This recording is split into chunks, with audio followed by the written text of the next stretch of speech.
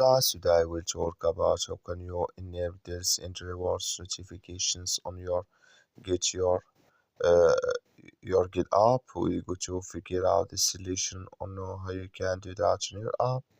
So you just follow these ways, then it's going to work with you. All you have to do in verse, you just go down, click here on profile down here, just click on it. So then it's going to take you to your profile. It's going to show for you like this here. So then you go down here, you click here on notifications, you just click on it. Then you come to next step here, it's going to show for you like this. Then you go down, just keep going down here. You come here to this in the rewards here.